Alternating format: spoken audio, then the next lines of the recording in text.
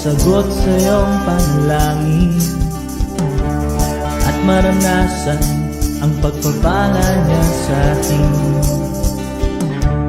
Gusto mo bang marating ang matayog na tanawin?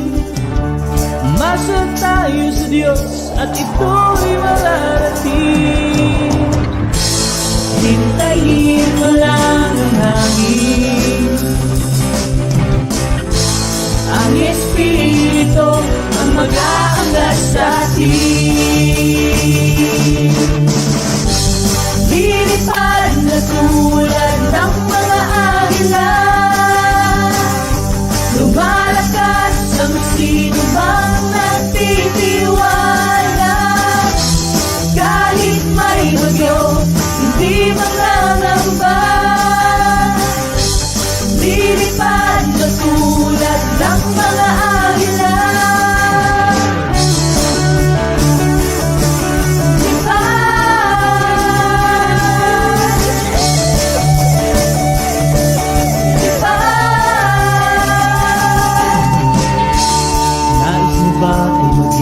Pagpapala sa marami, sasagadahin ka upang ikaw ay magamit. Gusto mo bang umangat at lumipad sa langit? Buksan mo ang puso mo, ang imposible mangyayari. Hintayin mo lang ang hangin, ang Espiritu ang mag-aangat sa atin. Lilipad na tulad ng mga agila, lumalakas ang sino mang nagtitiwala.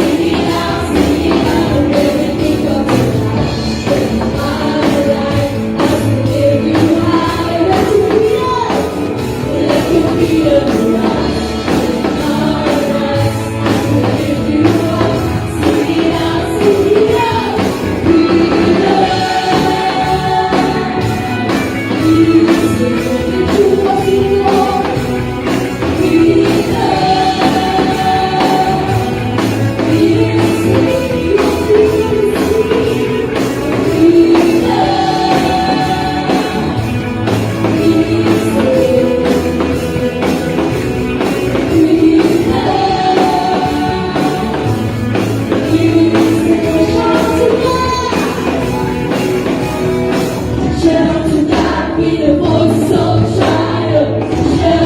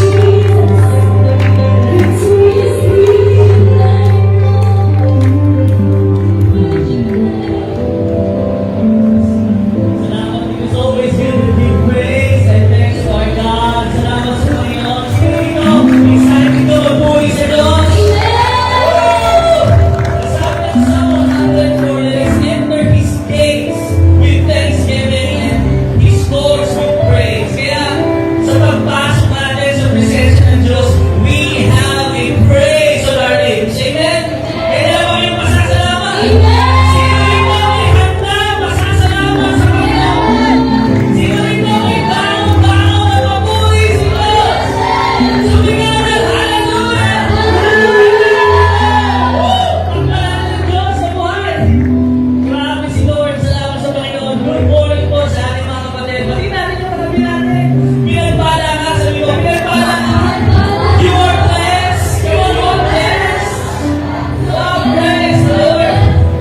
Salamat sa Panginoon. Good morning po sa ating lahat. We welcome you sa ating Jesus Coffee family. If you're first time visiting us, pwede mo tapataas natin yung kamay natin. Mga first time visiting us, come on, let's welcome them. Salamat po. Salamat sa Diyos. At syempre, nabati natin ang ating online church which tomorrow we will have our replay Tuesday. Palakpakan natin ang ating online church. Kung kayo ba yung online nakikinig o nakasinetis sa Diyos, nasaan mo na yung lugar, puli ka pa ulit. We are here gathered not in anyone's name, but we are gathered to praise the name of Jesus. Amen? Kaya namin po, napakaganda na Lord, sa pagpunta ko sa iyong kahanan, kahit itong lugar na ito ay parang bago sa atin. Salamat sa Panginoon sapagkat itong lugar na ito ay pinapakalan niya. You know why? Because the Holy Spirit is here. God's presence is here, and we are bringers of God's glory. Kaya mga kapatid, let us continue to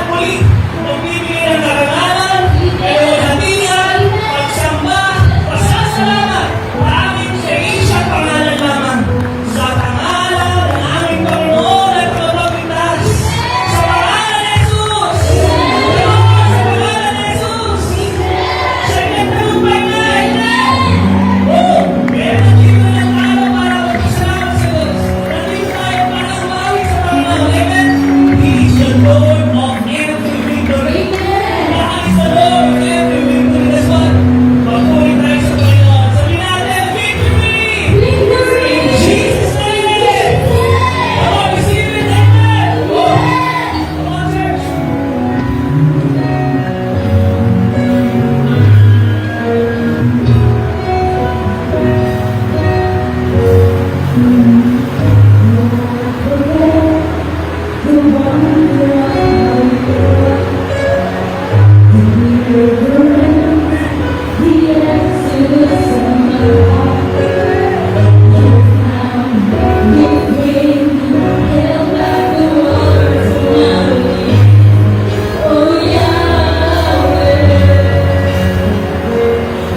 the God who fights for me. Lord of everything.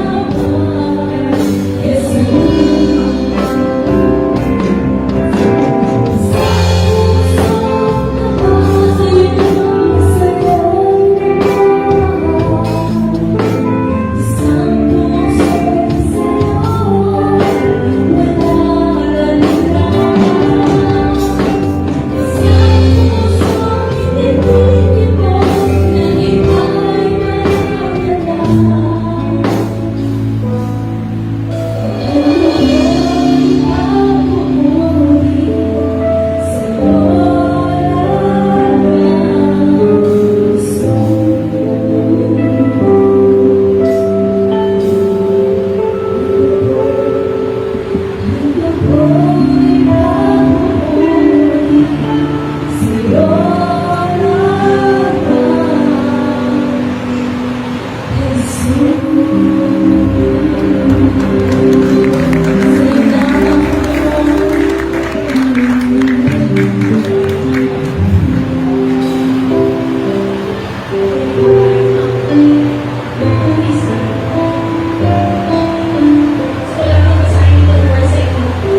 42:1. As the deer pants for the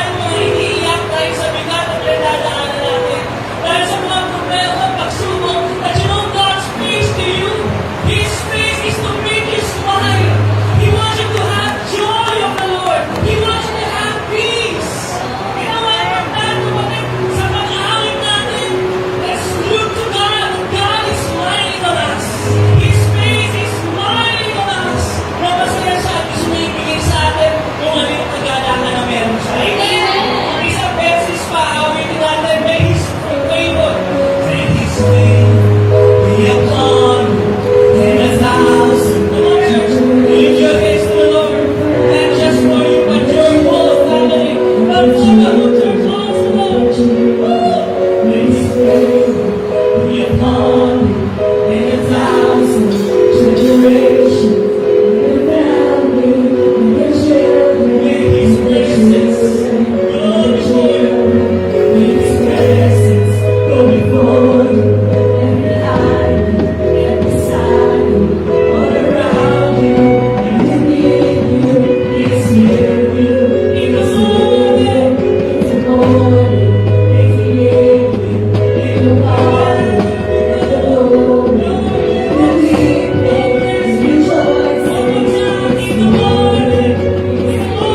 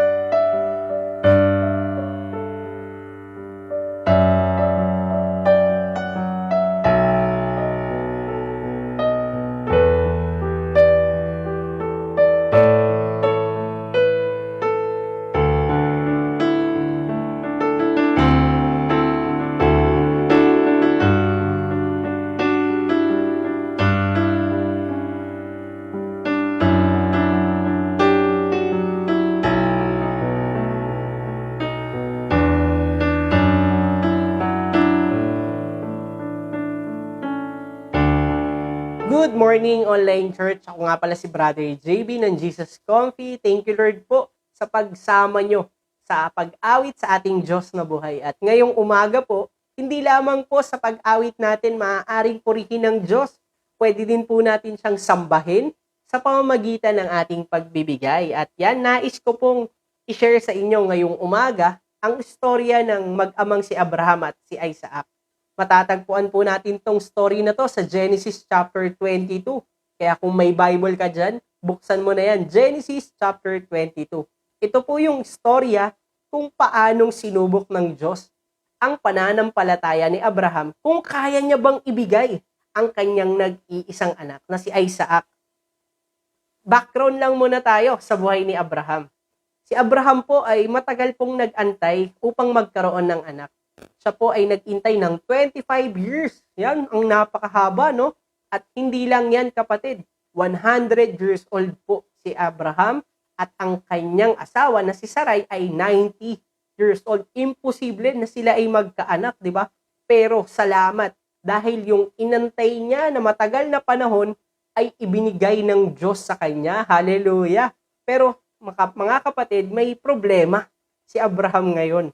Si Abraham po ay inutusan ng Diyos. Yan, ginising siya ng Diyos sa Genesis chapter 22 at tinawag siya at dito sinabi ng Diyos sa kanya na, Abraham, ialay mo ang nag-iisa mong anak na si Isaac. Yan, di ba? Talagang napakahirap nun para kay Abraham. Pero makikita natin dito sa Genesis chapter 22 verse 3, kinabukasan po, agad-agad bumangon si Abraham. At nagsibak siya, kapatid, ng kahoy na gagamiting panggatong sa handog na susunugin. Inihanda niya ang asno at umalis kasama si Isaac at ang dalawa niyang aliping lalaki papunta sa lugar na sinabi sa kanya ni Yahweh. Sa pagbibigay natin, mga kapatid, ng ating ikapo or 10%, hindi dapat tayo mag-alinlangan. Kapag may inuutos ang Diyos na ibigay mo o subukin mo ang Diyos, lalo na sa pagbibigay, kailangan hindi tayo nagdadalawang isip. Kailangan may action agad tayo. Katulad ni Abraham, di ba? Bumangon siya kaagad ng maaga at inihanda niya agad yon. Pinapakita dito, dapat kapag may salary tayo or may sahod kaagad, dapat pine-prepare natin. Di ba si Abraham, inihanda niya kaagad yung asno at umalis sila ni Isaac. At dito, mga kapatid, pinapakita lamang ng Diyos dito sa buhay ni Abraham at ni Isaac na kung anong meron si Abraham ay galing sa Diyos. Sa buhay natin, lahat ng meron tayo, trabaho man yan, malaking negosyo, bahay o sasakyan, posisyon na meron ka ngayon, kapatid, lahat yan galing sa Panginoon. Huwag nating kalimutan yan. At dito, talagang napakaganda ng istorya na to. Kasi dito, tinuturuan tayo ng Diyos na huwag nating mahalin kung anong mga bagay na meron tayo sapagkat temporary lang ito eh. Sinusubukan din ng Diyos yung puso ni Abraham kung sino ba ang pipiliin niya, yung anak niya ba o ang Diyos. Pero alam mo, napakaganda ng ibinigay sa puso ni Abraham sapagkat pinili niyang sumunod sa Panginoon. At dito, napansin nga ni Isaac na wala silang handog na dala, wala silang tupa na iaalay, kaya tinawag niya ang kanyang ama. Sinabi sa verse 7 sa Genesis 22, tinawag ni Isaac ng pansin ng ama. Ama, ano yun, anak? Tugon ni Abraham, mayroon na tayong apoy at panggatong. Ngunit nasaan ang tupang ihahandog natin? Tanong dito ni Isaac sa kanyang tatay. Sabi naman ni Abraham, alam mo kapatid, sumagot si Abraham, anak, ang Diyos ang magbibigay niyan. Grabe, no? Kaya't nagpatuloy sila sa paglakad. Marahil, hindi mo alam kung paano mapupunuan ang mga bayarin mo ngayon, katulad ni Abraham at ni Isaac. Nasaan na yung tupa, Lord? Paano ko babayaran tong bills ko? Ibibigay ko pa to sa'yo, Lord. Kapatid, ang Diyos ang magbibigay sa atin yan. I-type mo dyan, amen. Grabe, no? Ang Diyos ang magbibigay niyan. Kaya wag mo nang alalahanin pa, di ba? Si Isaac, nag-aalala siya, nasaan na kaya yung tupa? Pero sumunod pa rin siya. Lumakad siya kasama ang ama at yung pananampalataya ni Isaac, talagang nakita niya din yon sa kanyang ama. Kaya sinunod nila yon, di ba? Sinusubok lang ng Diyos ang ating pananampalataya. Kung susunod ba tayo sa kanyang pinag-uutos, kapatid, hindi aksidente na naririnig mo ito ngayon, yung pagbibigay ng ikapo. Kasi nais ng Diyos na maranasan mo ang kanyang kapangyarihan. Amen ba yan? Sabi dito, nung nandoon na sila sa bundok, sa verse 9, pagsapit nila sa lugar na itinuro ng Diyos, gumawa ng altar si Abraham. Inayos niya sa ibabaw nito ang panggatong at hiniga si Isaac matapos gapusin. Sa verse 10, nang sasaksakin niya na ang bata, iaalay na po nito ni Abraham si Isaac. Talagang buo na yung desisyon niya na si Isaac ang kanyang alay sa Diyos. At dito, tinawag siya ng anghel ni Yahweh. At mula sa langit sinabi, Abraham, Abraham! Narito po ako, sabi ni Abraham. At alam nyo mga kapatid, sinabi ng anghel ng Diyos, huwag mong patayin ang bata. Huwag mo siyang saktan. Natitiyak ko ngayong handa kang sumunod sa Diyos. Sapagkat hindi mo ipinagkait sa Kanya ang kaisa-isa mong anak. Grabe si Lord, no? Alam mo mga kapatid, dito sa storya na to, talagang gusto ng Lord buo yung desisyon natin. Hindi tayo nag-aalinlangan, Lord, pag binigay ko ba tong ikapo, eto na lang meron ako, paano na ako bukas? Ayaw ni Lord ng ganun. Gusto ni Lord buo yung pasya mo. Kahit buhay, si Isaac, di ba? Buhay yun, yung ibibigay ni Abraham. Kasi gusto niya na maging kalugod-lugod yung handog niya sa Diyos. Kasi ayun yung inutos ng Diyos sa atin, 10% yung hinihingi ng Diyos, di ba? Hindi malaking kawalan yan. Bakit? Kasi ito yung ginawa ni Yahweh sa buhay ni Abraham. Nung bibigay niya na si Isaac, sasaksakin niya na, talagang buong-buo na yung puso niya na, hindi, ito na. Ito yung ginawa ng Diyos sa kanya. Sa verse 13, mga kapatid, paglingon niya may nakita siyang isang lalaking tupa na ang sungay ay napasabit sa mga sanga ng kahoy. Ito ang kinuha ni Abraham at inihandog sa halip na ang kanyang anak. Grabe si Lord, no? Dahil buong-buo na yung desisyon ni Abraham, si Lord ang nag-provide. Grabe, ganun din sa ating kapatid. Dahil buong puso mong ibibigay yung 10% sa Diyos, si Lord ang magpo-provide sa'yo. Hindi man pag-uwi mo, mamaya, bukas, sa buong taon, siya yung magbibigay. Kasi nakita ni Lord yung puso mo. At sabi dito, may pangako pa si Abraham may pangako pa si Yahweh kay Abraham. Sabi sa verse 16, ako'y nangangako sa pamamagitan ng aking pangalan, Yahweh, sabi ni Lord, sapagkat hindi mo ipinagkait sa akin ang kaisa-isa mong anak, pagpapalain kita. Gusto mo bang pagpalain ka ng Diyos, kapatid? Kapatid, wag na wag kang mag-aalinlangan. Wag na wag mong ipagkait sa Panginoon yung ikapo. Bakit? Sabi sa Malakay 3:10, subukin ninyo ako. Subukan mo ang Diyos, kapatid. Kasi ang Diyos ang magbabalik sa inyo hustong takal, siksik, liglig at umaapaw. Kaya mga kapatid, ngayon tinuturuan tayo ng Diyos na wag tayong mag-alinlangan, magtiwala tayo sa Kanya. Wag nating alalahanin ang bukas, kapatid, sapagkat ang Diyos ang nakakaalam ng lahat. Kaya yan, ipag-pray na natin ang ating mga ikapo.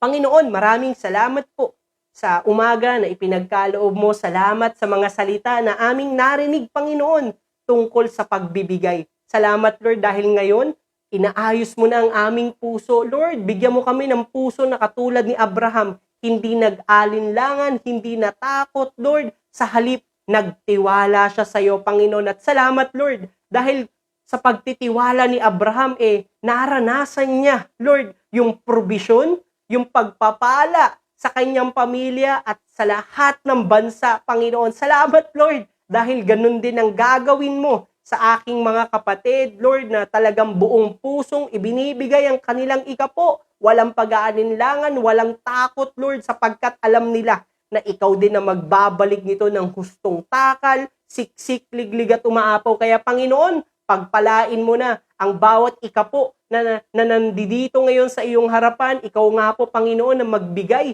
ng hustong takal, Lord, na nag-uumapaw na pagpapala sa kanila.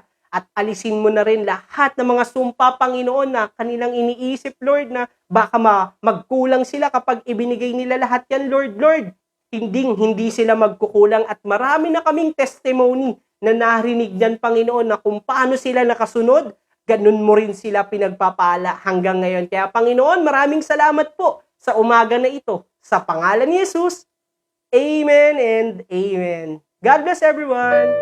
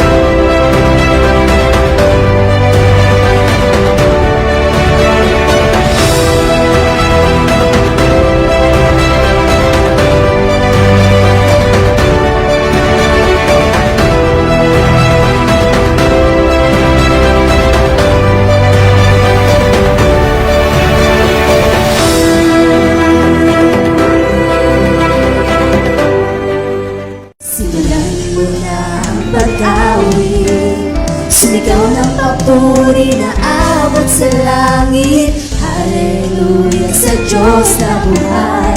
Masaganang ulan, siya ang nagbibigay. Uulan, ulan ng pagpapala. Payag ng puso ko umaasa. Tara na, saluhin ang kanyang biyaya. Diyos ang Ama ng ulan.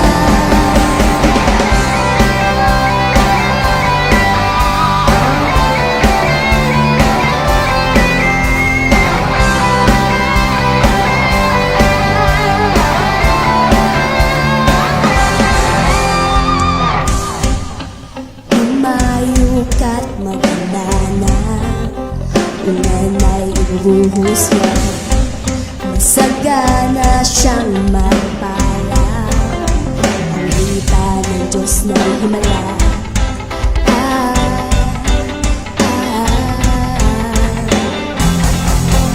Simulan mo na ang pag-awit, sumigaw ng papuri na abot sa langit. Hallelujah sa Diyos na mahal. Masaganang ulan, siya ang nagbibigay. Ulan, ulan ng pagpapala. Payag ng puso ko umaasa. Tara na, saluhin ang kanyang biyaya. Diyos ang Ama ng ulan. Uulan, ulan ng pagpapala. Payag ng puso ko umaasa. Tara na, saluhin ang kanyang biyaya. Diyos ang Ama ng ulan. Sumigaw!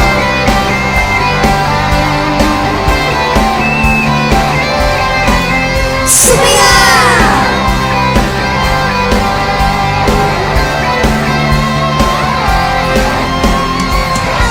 Hindi magtatagal, magdidilim ang langit. Kakapal ang ulap, kasabay ng malakas na hangin. Punuin mo na ang ulap ng papuri. Lahat ay matuwa, naririnig ko na ang pagbuhos ng ulan. Sumigaw!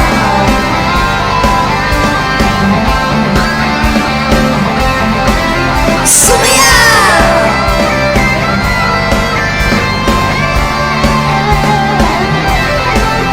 Ulan, ulan ng pagpapala. Payag ng puso ko umaasa. Tara na, saluhin ang kanyang biyaya. Diyos ang Ama ng ulan.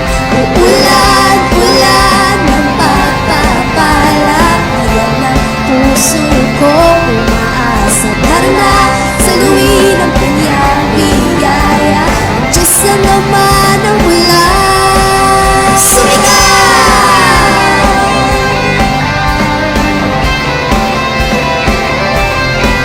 Sumigaw!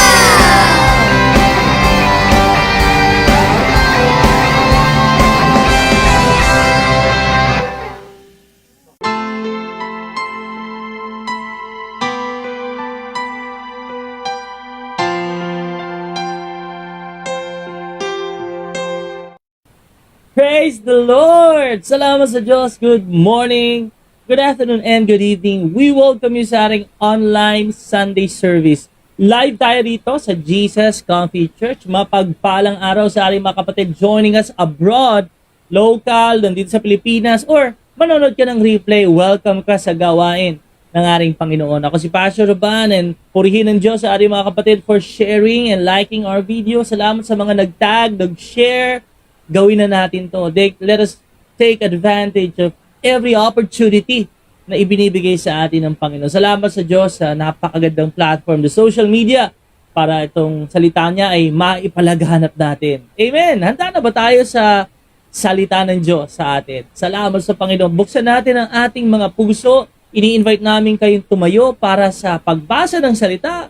Babasahin natin ang Leviticus chapter 10 verse 1 to 3. Sa Tagalog, Levitico. Ayan, sa Magandang Balita, Biblia. At habang binubuksan mo ang yung Bible, nagpapasalamat tayo sa ating mga kapatid for being a faithful kingdom partners. Ayan, salamat po sa buhay ninyo, sa inyong patuloy na pagbibigay at pagsunod sa Panginoon, sa tithes and your love offering, maging sa mga sacrificial giving natin, lalo na sa mga season ng church na ito. Salamat sa mga tumugon at mga tutugon pa sa gawain ng ating Panginoon. Pagpalain po kayo ng Panginoon sa kanyang pangako na tithes and offering. Talaga naman, ang Panginoon magbubukas ng durungawan ng langit at ibubuhos po sa inyong masaganang pagpapala, and receive it, believe it, in the name of Jesus. Ganon din mga kapatid sa ating pagpapatuloy sa ating Operation Bangon. Tayo po ay nasa post and prayer season. We will prepare na tayo po ay mag-iipon. Kaya patuloy pa rin yung ating 1K 1 shirt. Bili po kayo ng ating t-shirt. 1,000 po yan. At ang proceeds niyan ay pupunta sa building fund. At one day, makakalipat din tayo. Ipinapatayo yan ng Panginoon. Iniipon pa lang natin ngayon. Ganon din yung ating mga tickets. Ayan, salamat sa Diyos. And as a gift, pwede tayong mabigyan ng staycation sa Manila, sa Tagaytay, at marami pang iba. Kaya mga kapatid, eto na yung pagkakataon natin. Let us be available to be used by the Lord sa pagtatayo ng kanyang building. Amen! Salamat sa Diyos at syempre purihin ng Panginoon. Talagang kalooban niya lagi na susunod. Dinadala niya tayo sa matataas na dako, sa mga lugar na hindi pa natin napupuntahan. As we declare this year of Beyond Borders, ready na ba kayo sa isang malakihang announcement? Ready na ba kayo sa malakihang gawain ng Panginoon? Handa ka na ba sa mga dakilat, kamanghamanghang bagay na gagawin ng Diyos sa ating buhay, sa kanyang iglesia, sa ministry na pinagkatiwala niya sa atin? Handa na ba tayo? Mag-comment dyan. Lord, Beyond Borders. Ayan, Beyond Borders 2023. Totoo naman talaga. Because this coming July 16, sa darating pong Sunday, ito na po ang simula ng ating weekly physical gathering. Woohoo! Hallelujah! Grabe si Lord. Physical gathering natin simula na ng July 16. At weekly na yan mga kapatid, because God has provided a place for us, open doors of opportunity sa atin na makarating tayo sa lugar na yon. And Beyond Borders ang ibibigay, ang dadalhin sa atin ng ating Panginoon. Walang iba kundi saan? Sa GIG Mall, Las Piñas.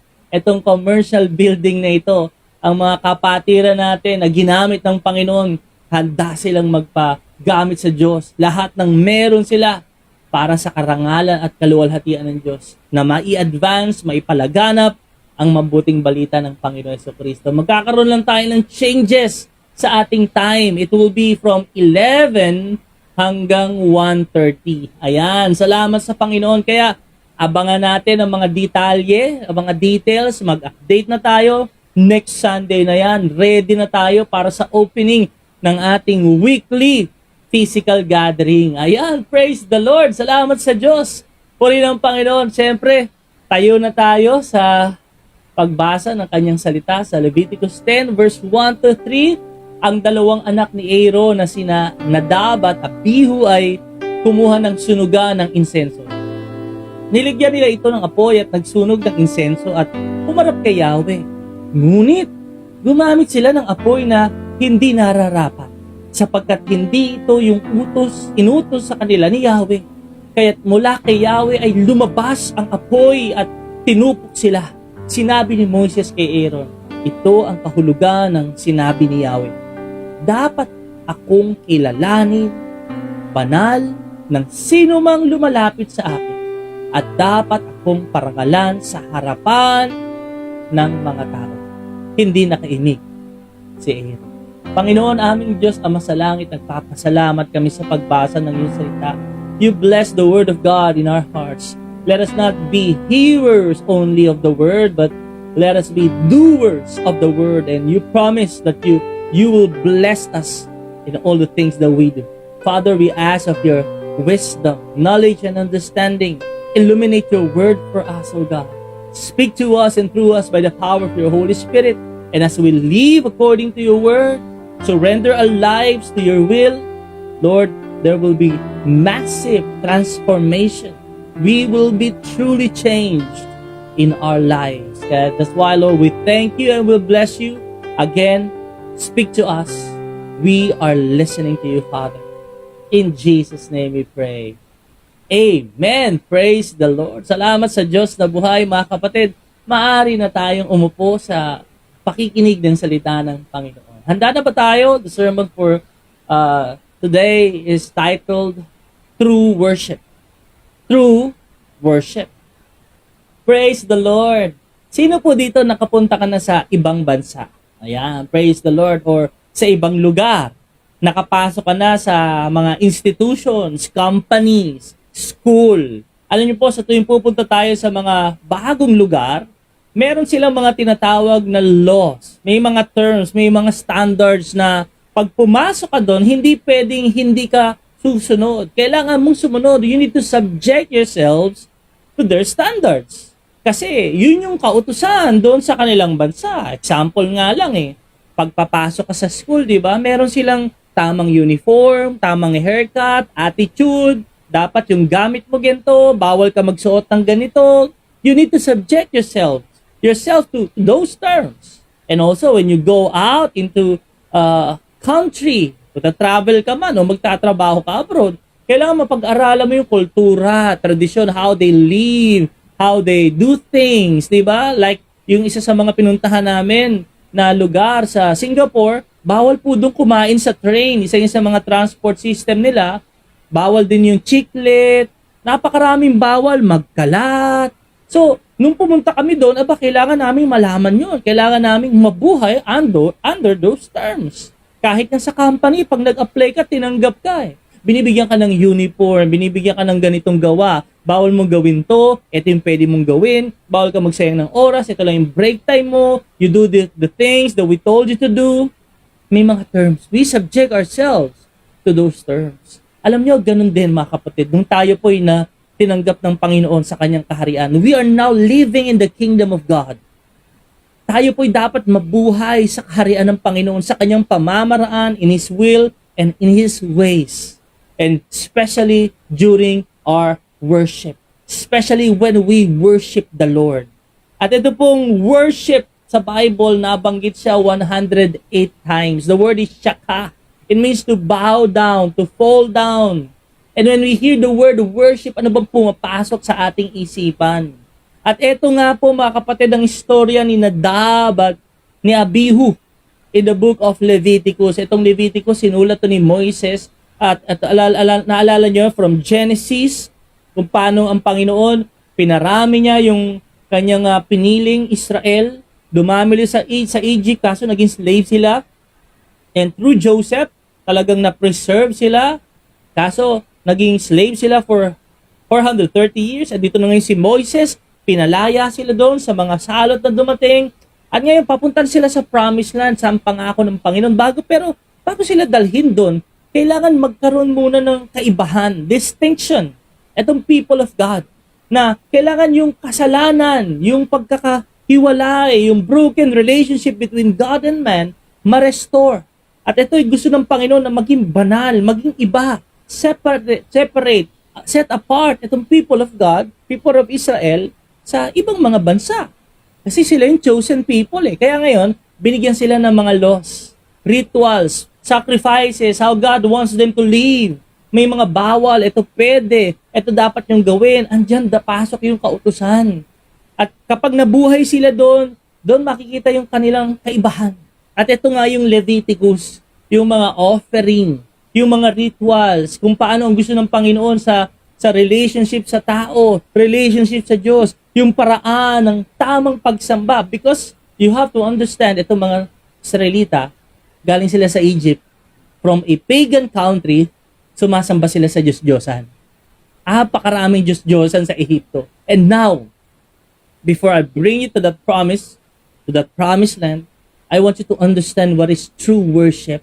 At ito nga, marami tayong matutunan in the book of Leviticus. At Pag-usapan natin tong dalawang anak ni Aaron, si Nadab at si Abihu. And we can learn a lot from these people, this anointed priests. Si Aaron po, kapatid yan ni Moises. Ngayon, ang Panginoon pumili ng mga tao na magsaserve sa Kanya. And the way, itong mga Levites na ito, they will serve as priests of God. Alam mo si Nadab at si Abihu in Leviticus chapter 10, bago sila dumating sa point na yan na nagsaserve sila sa Diyos, nag-worship sila, may mga sacrifices, dumadaan yun sa kanila, marami na silang tinatawag na spiritual experiences. Kumbaga sa church, matagal na to sa church. No? Matagal na tong member. Okay? At di lang siya naging member, there were leaders of the church. Unang-una, nakita nila yung mga miracles of God. In the land of Egypt, yung 10 salot, nakita nila yun. Narinig din nila yung boses ng Lord, yung fire, lightning, yung smoke, yung kulog, yung lindol. Doon sa Mount Sinai, nung nagsalita ang Diyos, nandun sila present. And also, kasama sila ni Moises at ni Aaron with 70 elders para makipag-meeting kay God. Yung presence ng Lord, doon sila kumain at nakita nila, naranasan nila ang presensya ng Diyos. But sadly, in their life, in their story of these great spiritual experiences, sila ay nagkamali ng pangunawa sa tunay na paglilingkod, pagsamba sa Diyos. Yung pagsambang totoo. Alam niyo, yung pinapakita dito sa istorya na ito na kahit matagal na tayo sa gawain, kahit bata ka pa lang, Christian ka na, dinala ka na sa church, hindi nangangahulugan na lahat ay pwede na nating gawin. Lahat ng desisyon natin magiging tama. Lahat ng gagawin mo tama kasi matagal ka na. Eto si Nadab at si Abihu, pwedeng magkamali pa rin tayo sa mga bagay na matagal na natin ginagawa na akala natin ay tama. Kaya napaka-importante nating malaman ang istorya. Sabi dito sa verse 1, ang dalawang anak ni Aaron at si Nadab at Abihu ay kumuha ng sunugan ng insenso. Sabi dito, nilagyan nila ito ng apoy at nagsunog ng insenso at humarap kay Yahweh. So they're doing their service for the Lord. They're worshiping God through this incense. Kaso kumuha sila doon, sabi, ngunit gumamit sila ng apoy na hindi nararapat sapagkat hindi ito ang inutos sa kanila ni Yahweh. Yung strange fire na yon o yung baga na ginamit nila ay ibang apoy. Hindi yung apoy na inutos ng Panginoon. I was just thinking about this, Lord. Naglilingkod na to eh.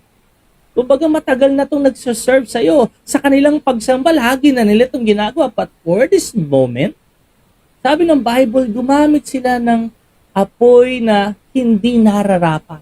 A strange fire. Pag-iisip mo, Lord, nag-apoy rin naman yun. Baga din naman. Ano bang pinagkaiba? Fire is fire. Kung ano yung ginagamit, mainit din naman yun. Pero alam mo, ito'y isang malaking pagkakamali. Alam mo, in verse 2 nangyari, dahil lang doon sa pagsuway nila, sa utos ng Panginoon, sa na hindi yun ang dapat mong gawin. Hindi yun ang dapat na pagsamba sa Diyos. Na kahit matagal ka na ginagawa mo to. In verse 2, mula kay Yahweh lumabas ang apoy at tinupok sila. God sent fire of judgment. Alam mo, yung fire, maraming beses ito nababanggit sa Bible. Naalala niyo yung fire pag bumababa yan, tinatanggap ng Diyos. Ina-approve niya yung pagsamba, yung sacrifice. Pero itong apoy na ito na bumaba galing sa Panginoon, ito yung nag-destroy, nag-devour sa kanila. Hindi tinanggap ng Diyos ang kanilang paglilingkod, hindi tinanggap ng Diyos ang kanilang pagsamba, at yun nga, lumabas ang apoy at tinupok sila. Imagine that. They're serving the Lord, they're worshiping God, doon sa hindi nila pagsunod. Sa dapat na paglilingkod, pagsamba, doon sila natulog. Ang kasalanan dito ay yung pagsamba nila, paglilingkod nila na hindi tama, hindi nararapat. Yung puso na sumasamba, naglilingkod, pero sumusuway sa utos ng Diyos. Pwede ba yun? Pwede. Pwedeng gumagawa tayo ng paglilingkod natin sa Diyos. Pwedeng sumasamba tayo, lagi tayong umatin sa mga gawain. Purihin ang Diyos kung ginagawa mo yan. Ipagpatuloy mo yan. Pero kung tayo naman sa buhay natin ay sumusuway sa sinasabi ng Panginoon, kailangan maging maingat tayo. Doon sa ginawa ni Nadab at Abihu, pinapakita dito na hindi lahat ng paglilingkod, hindi lahat ng pagsamba ay nakalulugod sa Kanya. Not all your worship and sacrifices and service pleases God.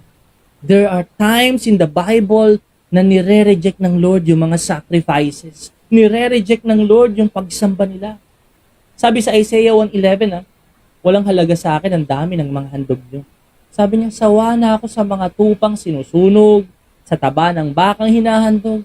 Sabi niya, I'm not pleased with the blood of these bulls. And mga dugo ng tupa at kambing, hindi ako natutuwa. So, possible pala na sumasamba tayo sa Diyos but it does not please God. Yes. Isaiah chapter 1 verse 13, sabi pa ni Lord, huwag na kayong magdala ng handog na walang halaga. Nasusuklam ako sa usok ng insenso, nababagot na ako sa mga pagtitipon ninyo. Wow, Lord! Sa pag-attend ko, nababagot ka na.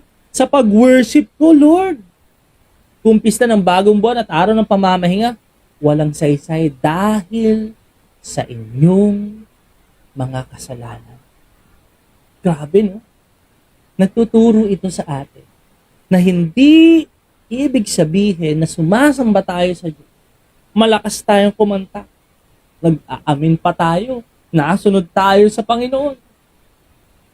Yun ay nakapagbigay ng kaluguran sa Diyos. Is that your true worship? At ito yung pag-uusapan natin because it is very important to understand na si Nadab at si Abihu were leaders of the church. They are members of that Levites clan who will worship and serve God. Parang tayo to eh. If you are serving in the ministry, worship team, dance team, ushering, naglilid ka ng cell group, listen very carefully. As you serve God, as you worship God, there are times in the Bible that God rejects their worship. And instead of the fire of approval, of acceptance of their worship, they receive the fire of judgment of God. At ayaw natin yun. Ayaw natin na tayo'y sumasamba na hindi nalulugod ang Panginoon. Hindi maganda na nagtitipon tayo, umaattend tayo, ginagawa natin ang isang ministry sa Lord, tapos hindi pala nalulugod ang Diyos.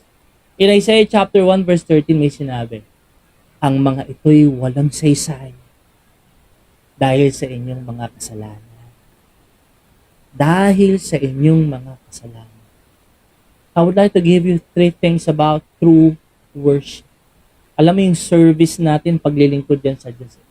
Number 1, true worship is accompanied by holy living. True worship is accompanied by holy living. Sa atin pong pagsamba sa Diyos, napaka-importante ng pamumuhay ng may kabanalan. Kaya nga itong Leviticus, binigay ito ni Lord sa mga Israelites, for the Levites, ito yung mga dapat nyong gawin. Kasi hindi lang kayo bastang dapat nag-aalay, naglilingkod at sumasamba. Kailangan mabuhay kayo ng may kabanalan. Yun yung word na holiness. Yung being holy, it means set apart. Hiwalay. Hindi parehas ng mundo. Hindi parehas ng gawa ng mga tao sa mundo. You are different. You are distinct. I've called you by your name, by name. Kaya alam niyo, makita natin, Lord, anong kasalanan sa buhay ko ang humahadlang sa aking tunay na pagsamba sa Diyos, sa iyo, Panginoon? Maaaring sumasamba tayo sa Diyos, umaattend tayo ng gawain, pero nabubuhay tayo sa kasalanan. Maaaring ikaw, lagi kang kumakanta sa Lord, nagpe-praise and worship, that's good thing. Pero meron ng kasalanan na itinatago. Maaaring nagbibigay tayo ng tithes and offerings, sumusunod tayo sa pagtatanim, sacrificial giving, pero nabubuhay pa rin tayo sa pagsuway, pagre-rebelde sa Diyos. You see, true worship is accompanied by holy living. Bakit natin nasabi to? Sabi niya sa verse 3, sinabi ni Moises kay Aaron, ito ang kahulugan ng sinabi ni Yahweh. Dapat akong kilalaning banal ng sino mang lumalapit sa akin at dapat akong parangalan ng mga tao. Alam niyo, when we come to God, when we worship the Lord, napaka-importante that our lives are honoring to God. Alam mo, itong mga Levites, nandun sila sa loob ng tabernacle, nagsiserve sila doon. Hindi sila kita ng mga normal na tao lang, ng ibang clans. Kasi 12 yan, 12 tribes yan. Hindi sila nakikita lahat. Meron lang mga piling tao na naglilingkod dun sa loob. Pero alam nyo, maaring hindi man nakita ng mga tao sa labas ang kanilang kasalanan, ang kanilang pagsuway, si Nadab at si Abihu, pero kita ni Lord. And you see, it's an eye-opener for us. Maaring na itatago mo pa yung kasalanan mo. Maaring yung mga ginagawa mo sa dilim pag hindi ka nakikita ng mga brothers and sisters pag wala ka sa mga gawain, meron kang ginagawa sa kasalanan, kadiliman. Hindi man natin kita yan. Ako hindi ko man makita. Hindi makita ng synagogue leader. But you know what? God sees us. Kita ni Lord kung ano ba yung mga bagay na nagiging dahilan. Bakit hindi tayo nakakasamba sa Panginoon? Sabi doon, gumamit sila ng apoy na hindi nararapat. Ganun kasimple. Pinapakita doon ng Panginoon that yung maliit na kasalanan, kahit gaano kaliit yan, kita yan ng Panginoon. Tama? Kaya alam nyo, napaka-importante that we honor God. Yung strange fire na yun, the word strange, nung ni-research to, the word is to turn aside, to depart. Ibig sabihin, lumiko or lumihi sa utos ng Diyos. Meron kasing utos may specific na baga or apoy lang na pwede mong gamitin. Ganun ka-strict ang Lord sa kanyang mga gawa. Because God is holy. Alam mo, kapag sumasamba tayo sa Diyos, kita ni Lord lahat Meron ba tayong paglihis, pagliko? Meron ba tayong paglayo sa buhay natin tapos pag Sunday, lumalapit tayo sa Panginoon? Walang maliit na kasalanan sa Panginoon. Lahat ng yan kita. Alam nyo ito, bakit nga ba gumamit ng ibang apoy o ibang bagay itong si Nadab at Abihu? Isa sa mga pinag-aaralan dyan is yung sumunod na sinabi ni Lord. In Leviticus chapter 10, verse 8 to 10, nandun pa rin tayo sa story. Sabi ni Lord kay Aaron, pagkatapos mamatay, tinupok sila ng apoy. Kung ikaw at ang iyong mga anak ay pupunta sa toldang tipanan, huwag kayong iinom ng alak o anumang inuming nakalalasing. Mamamatay kayo kapag ginawa nyo yan. Ito'y tuntunin na dapat tuparin ng lahat ng inyong salinlahi. Dapat ninyong malaman kung alin ang sagrado o hindi at kung alin ang malinis o marumi. Ito naman yung holy living na pagpupunta tayo sa Panginoon. Sabi niya, huwag kang sasamba na nakainom ka ng alak o anumang inuming nakalalasing. Hindi man tayo pumupunta ng service na lasing. Pero lasing ka ba sa mga bagay sa mundong ito? Ano yung pumupuspos sa buhay mo? Ano yung laging laman ng isip at puso mo maliban sa Diyos? Sabi niya, as we come to Him, when we are drunk with wine, sabi niya, mamamatay kayo pag ginawa niyo yan. Para sa kanila, namatay silang pisikal. Para sa atin, alam mo, something dies spiritually. Something dies on the inside. Kasi nabubuhay pa rin tayo sa kasalanan. Kaya alam nyo, napaka-importante na lagi tayong mapupuspos ng banal na Espiritu. Alam mo, pag-attend natin sa mga gathering natin na magiging weekly na, kapatid, hindi lang every Sunday na tayo dapat mapuspos. Pagdating ng Monday, yun ang tunay na pagsubok. Sasamba ka pa rin ba sa Diyos? Makikita pa rin ba sa buhay mo ang kabanalan kapag Sunday, kapag Monday, kapag Tuesday na, kapag Wednesday na, kapag Thursday, kapag Friday na, inaya ka ng mga katrabaho mo. Kapag hindi mo kasama ang mga brothers and sisters, kapag Sabado, walang nag-check sa'yo. You know, when we are filled with the Holy Spirit will lead us to live a life that is holy. Kaya nga, Holy Spirit. He will make us holy. Kasi ang Diyos ay holy. Kapag tayo sumasamba sa Kanya, kita mo yung mga maliliit na kasalanan sa Bible. Isang kasalanan lang, yung pagkain ni Adan, ni Eva, ng pinagbabawal na bunga ng kaalaman sa tama at mali, di ba? Sa mabuti at masama. Pinalaya sila. Naalala niyo yung asawa ni Lot, nung winasak ang Sodom and Gomorrah, sabi nung anghel, huwag ka nang lilingon. Isang lingon niya lang, naging pillar of salt. Naalala niyo si Moses, sabi ng Panginoon, Moses, kausapin mo yung bato. Oh, hindi niya kinausap, inampas niya. Kita mo yung naging resulta. Minsan akala natin yung mga maliliit na detalye, kasalanan na yun sa buhay natin, ayos lang. Naging komportable na tayo sa paggawa ng maliliit na kasalanan na tingin natin hindi ito maapektuhan kasi mabait naman ang Diyos, mabuti naman pa, papatawarin naman ako ng Lord. Totoo naman. God is a merciful God. God is so good. He's so kind. Pero yung kanyang kabutihan, hindi ito dahilan para maging komportable kang magkasala. Nadadaya tayo. Nalalaso ng isipan natin ng kaaway na iniisip natin na dahil mabait ang Diyos, magpapatawad ang Diyos, konti lang naman Lord, gagawin ko lang to. Hindi Yung maliit na kasalanan na yun, yung strange fire, yung hindi nila pagsunod, yun ang nagbigay sa kanila ng hatol ng Panginoon. Kita mo yun? Yung kabutihan ng Diyos, hindi dapat ito maging lisensya para magkasala tayo. Dapat ito yung magbigay sa atin ng paalala, magtulak sa atin sa tunay na pagsisisi at pamumuhay na may kabanalan. Napakabait ni Lord sa buhay ko. Ayoko nang saktan ng puso ng Diyos. Namatay sa krus si Jesus para sa akin. Nakapaglilingkod ako. Naku, ayoko ng kasalanan. Sabi sa 2 Corinthians 11:3, sabi ni Pablo, nag-aalala ako sa inyo, baka malaso ng inyong isipan at mailayo kayo sa tapat at dalisay na pananampalataya kay Kristo. Tulad ni Eva na nalin lang. Akala niya ni Nadab at ni Abihu, okay lang gawin to. Maliit na kasalanan lang naman. Maliit na pagsuway lang naman Isang absent lang naman. Kumuha lang naman ako dun sa tithes and offering. Dati binibigay ko 2,000, 3,000, 4,000, palaki ng palaki, pero kumupit lang naman ako. You know what? With God, there's no small sin. Kita ni Lord lahat. And as we come to the Lord, having true worship is living a life that is holy to God. Amen? Salamat sa Diyos. True worship, number 2 is, true worship is yielding to God's terms. It's yielding to God's terms. Na tayo po ay magpasakop sa kung ano yung sinasabi ng Diyos. Yielding, alam mo yun, yung sign yan sa traffic sign yan sa daanan.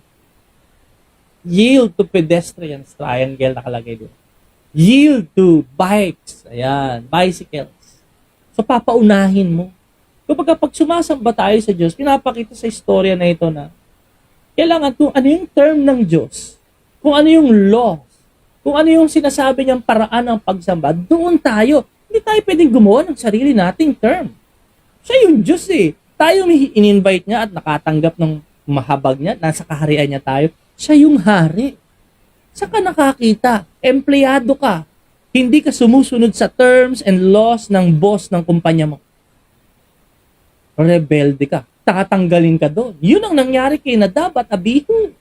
Saan ka nakakita? Nag-enroll ka sa school, hindi ka nagsusot ng uniform. Yung tamang haircut, hindi mo sinunod. Hindi ka nagdadala, hindi ka nagagawa ng assignment, hindi ka nagagawa ng project. Anong mangyari sa'yo? Bagsak ka, i-expel ka doon. Naintindihan niyo yun? Kapag ginawa mo ang isang bagay na sumuway ka, nagrebelde ka sa laws and terms ng isang bansa, kukulong. May kaparusahan, may judgment Yun yung nangyari sa kanya. Hindi naman dahil hindi sila nag-worship. Nga lang yung pag-worship nila according to their own terms and not God's terms. Kaya tingin ka rito. Sa amin yung worship life. Yung pagsamba mo ba, yan ba yung gusto talaga ng Diyos?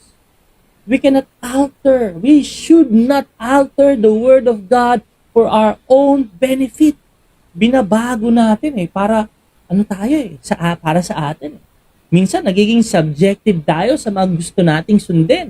Ito, magandang sundin to. Blessing to eh. Forgiveness, ayaw ko yan. Diba? A-attend ako ng church, pero ayoko magbigay ng tithes. Pupunta ako, mag-worship ako, pero pag nakita ko yung kaaway ko, hindi ko siya magawang mapatawad.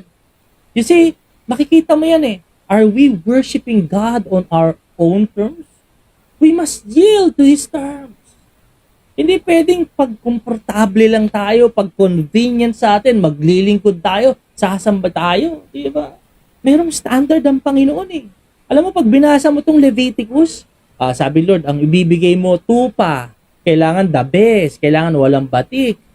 Alam mo yun? Bakit nilalagay ni Lord yun? Detailed. Ibig sabihin, nagseset siya ng standard. At kapag sinabi ng Lord, eto yung standard, hindi pwedeng sumasamba tayo, nasa kanyang kaharian niya tayo, ibinababa natin yung standard. Sinasabi natin, maunawaan naman ako ni Lord. Mabait naman si Lord. Totoo naman, mabait ang Diyos. Totoo, maunawaan ka niya. Pero ibinigay sa atin yung standard, yung Bible. Hindi para maunawaan niya tayo. Hindi. Kundi para tayo ay makaunawa sa gusto ng Diyos sa buhay niya, sa buhay natin. God has given us the standards, the Word of God. Hindi tayo ang magbababa. Hindi siya ang magbababa ng standard na hindi nyo masunod. Sige, babaguhin ko na lang. Hindi! Minsan sinasabi natin, eto lang yung pagsamba ko, Lord. Eto lang yung nakayanan ko. Pagpasensyahan nyo na, Lord. Hindi pwede yun, kapatid. Kasalanan yun. Mali yung ganong pag-iisip or pangunawa sa Panginoon. Totoo eh. Mabait si Lord.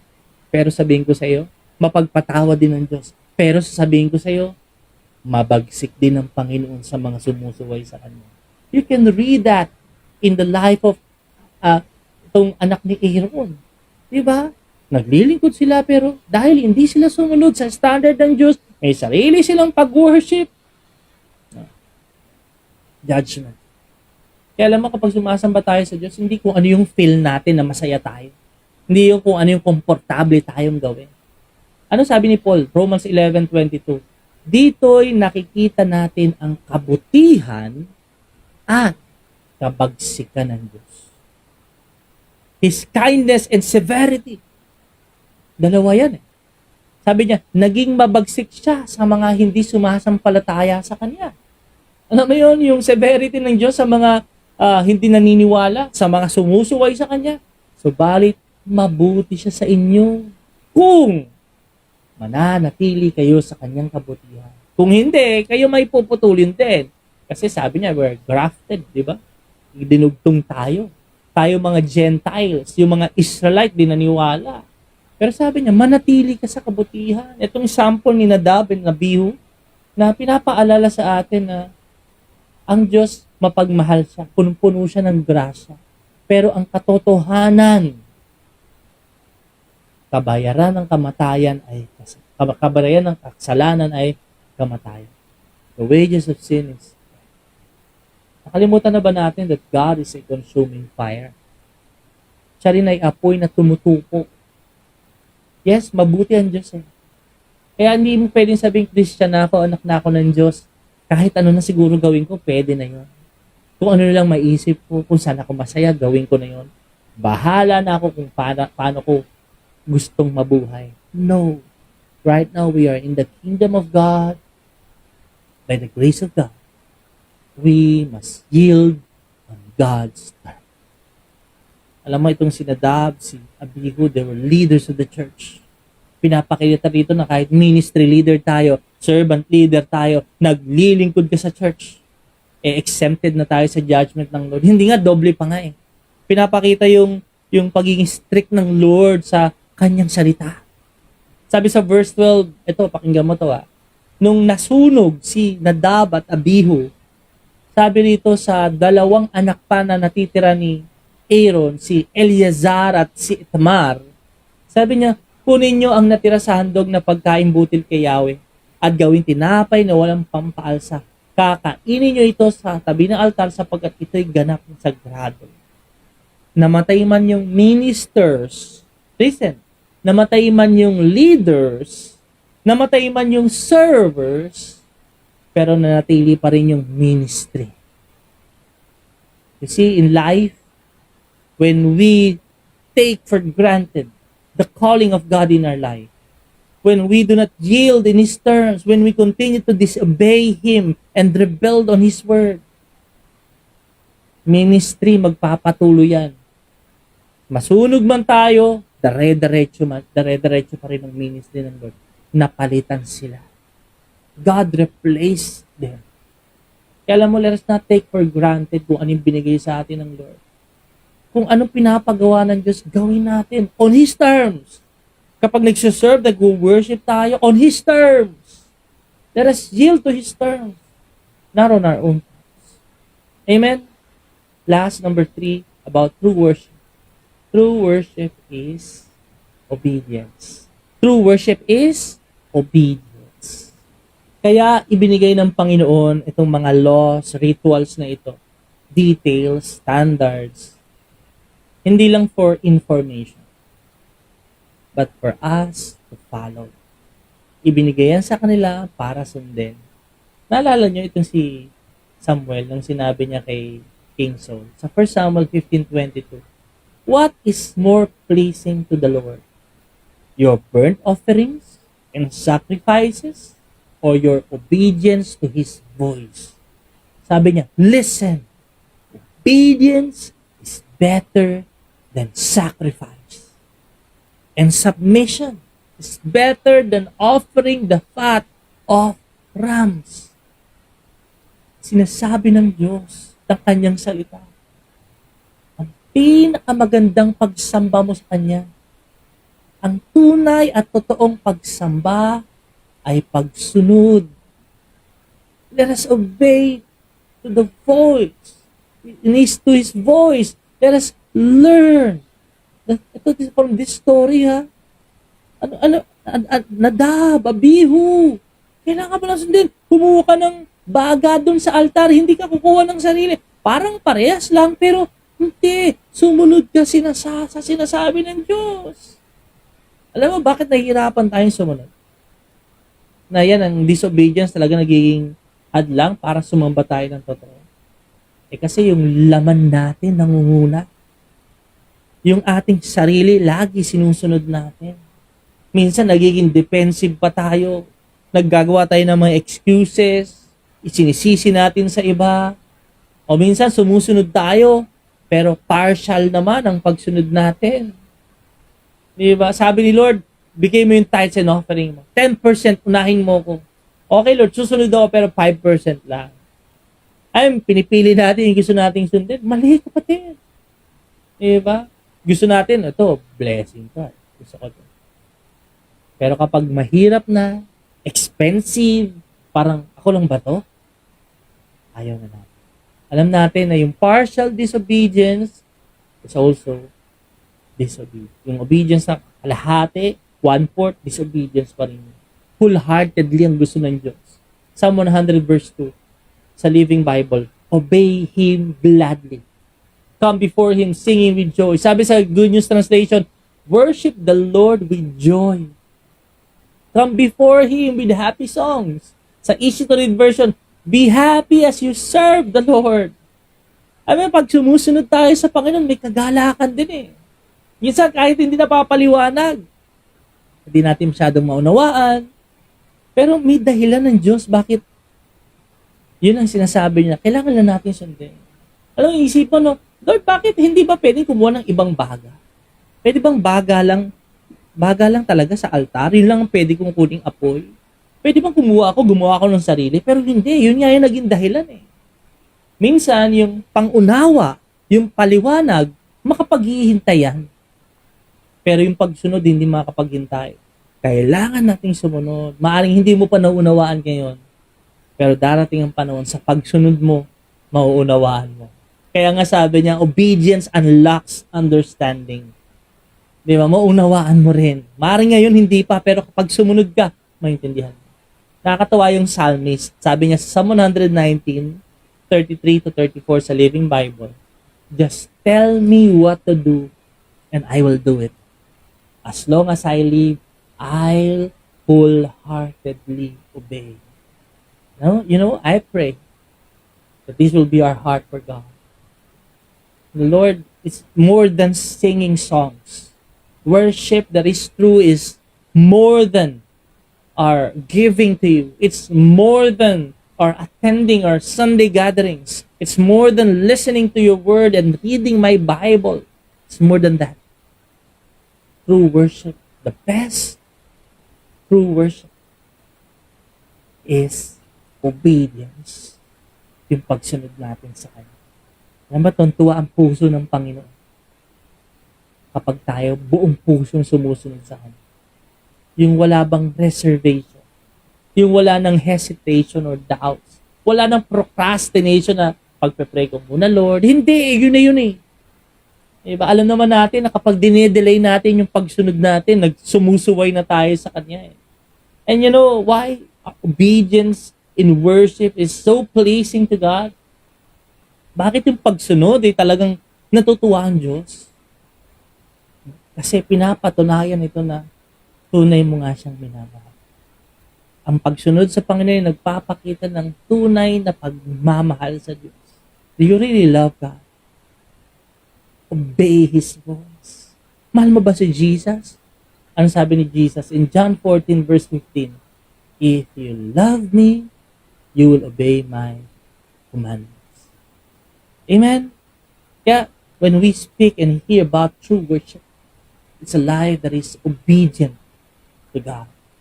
Alam mo, as I'm reading this story, because the Old Testament is the shadow of Jesus Christ. Lagi mo makikita si Lord sa Old Testament, hindi mo kapaghihiwalayan. Kahit wala yung pangalan ni Jesus doon, nandun siya. Alam niyo kung nasaan ang Panginoon dito. Ang pinakamalaking problema nito ni Nadab at Abihu is because they are trying to please God in their own ways. Gusto nilang malugod ang Diyos sa sarili nilang gawa. Gumawa sila ng paraan, ng sarili nilang baga, sarili nilang apoy, sarili nilang pamamaraan para ma-please ang Panginoon. But you know what? Whatever we do, we cannot please God. You know why? We are sinners. We fall short of God's glory. No priest can truly please God. We cannot do it on our own. It's not our good works. It's not our praise. It's not our worship that pleases God. We are not worthy. We deserve the fire of God's judgment. Death. Tayo yun. Kaya alam mo, we need a better priest. That priest should live a holy life.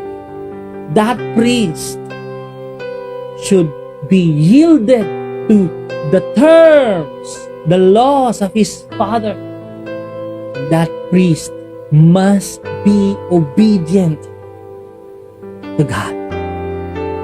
Kailangan yung priest na makapag-please sa Ama, mabubuhay ng may kabanalan. Hindi si Nadab, hindi si Abihu, hallelujah.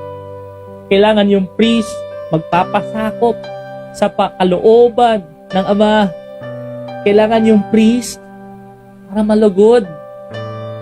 Ama, ang susunod sa kanyang kalooban. You know who is that great high priest? Hallelujah. It is Jesus Christ. We cannot please God without Him. Listen, we can come to God and come as you are. But we cannot please God by ourselves. Pwede tayong lumapit sa Diyos. Alam naman ng Diyos makasalanan tayo. But hindi pwedeng ma-please ang Diyos sa mga sarili natin gawa. Kasi makasalanan. We need someone who will mediate us, God and man. And the mediator, the man, Jesus Christ. Kaya sabi niya, I am the way, the truth, and the life. No one comes to the Father except through me. That is Jesus Christ. Hallelujah. Amen. Kaya alam nyo mga kapatid, in our worship, nung sinabi ni Jesus Christ sa John 4:24, God is Spirit. So anyone who must worship Him must worship in spirit and in truth. The Spirit He was telling us is the Holy Spirit. And the truth is the Word of God. We cannot understand the Word of God without the Holy Spirit. We cannot know God's Spirit and live by the Holy Spirit if we do not have Jesus in our life. That's why we need Jesus. If you're listening today and you're saying, I'm not truly worshiping God. I'm worshiping Him, but I'm not living a life that is holy. I'm not yielding to His terms. I'm making my own terms. Now is the time. Maybe you're saying you're worshiping God, but you're disobedient, you're rebellious. Now is the time. Have and give God true worship through the Lord Jesus Christ. And if you're that person today, you're saying, Pastor, ako yan. Hindi ako sumusunod sa Diyos, namumuhay pa rin ako sa kasalanan, hindi ka tanggap yung pagsamba ko, dahil hindi ako nagpapasakop sa Diyos, may pagkakataon pang magbago. Huwag mo nang hintayin na bumaba ang apoy ng paghari. Kasi kita ni Lord ang lahat. Tanggapin na natin ang daan kung saan siya'y nakalulugod sa Ama. Walang ibang Panginoon Jesus. Kaya sabayan mo ako sa prayer. Galing sa puso natin. Sabihin mo, Panginoong Jesus, Lord, patawad ko. Makasalanan ako. Pinagsisisihan ko na ang lahat. Patawarin mo ako, hindi ako sumusunod sa iyo. Patawarin mo ako sa aking mga kasalanan. Binubuksan ko ang puso ko.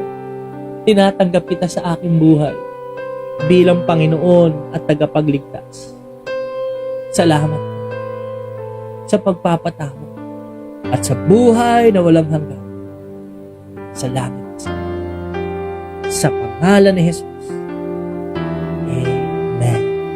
Praise the Lord. Salamat sa Diyos na buhay, mga kapatid. Thank you for joining us sa ating panalangin. Alam mo kung sumabay ka, good news ko sa iyo, pinatawad ka na ng Diyos. Hindi ka nahahatulan pa. Kung sino mang nakipag-isa kay Kristo ay di nahahatulan pa. Romans 8 verse 1. Kaya alam nyo, kapag sumasamba tayo sa Espiritu at sa katotohanan. Nasa atin na ngayon ang banal na Espiritu at ang katotohanan ng salita ng Diyos. Napaka-importante pag-aralan, unawain at isabuhay natin. Yan ang mga mananamba na hinahanap ng Diyos. Amen? That's why we encourage you to join us sa gawain ng Panginoon. Not just online, but if you can go physically, have a spiritual family, join our cell groups. Kapatid, lalago ka and live a life that is worshiping the Lord truly. Amen? Salamat sa Diyos. In 5 minutes, tapos na tayo bago tayo mag-end. Let's pray one more time. Father, thank you. Thank you, Lord Jesus, for what you've done for us. Hindi namin to kayang gawin. Kahit ako, hindi ko kayang gawin ito sa sarili. I cannot please you because I am a sinner. Pero salamat, Lord, dahil sa ginawa mo sa krus, na pagtagumpayan mo ng lahat, dahil nasa amin ka, lahat ng pwede namin gawin sa paglilingkod, sa pagsamba, lahat ng ito'y malulugod ang Ama sa langit. Hindi dahil sa amin, kundi dahil sa iyo, Panginoon Jesus. Kaya Lord, help us to worship in spirit and in truth, na lagi ang pagsamba namin maging totoo. Kasabay nito, nasa amin ang banal na Espiritu, mabuhay kami ng may kabanalan. Lord, iwasan ng kasalanan. Yes, Lord, sa tulong ng Espiritu, mabubuhay kami ng may kabanalan. Ganun din, Lord, magpapasakop sa iyong kalooban, sa iyong pamamaraan, sa iyong nais, laging susunod sa iyong mga sinasabi. Salamat po, Panginoon, at ibinabalik namin sa iyo ang tunay na pagsamba. Hayaan mo mabuhay kami na tunay na sumasamba sa iyo sa pamamagitan ng kabanalan, pagpapasakop, at pagsunod sa iyong kalooban. Salamat sa mga pagbabagong nagaganap sa aming buhay at paglago. Lahat ng ito, Lord, ay patuloy namin tinatanggap sa pangalan ng Jesus. Amen. God bless you!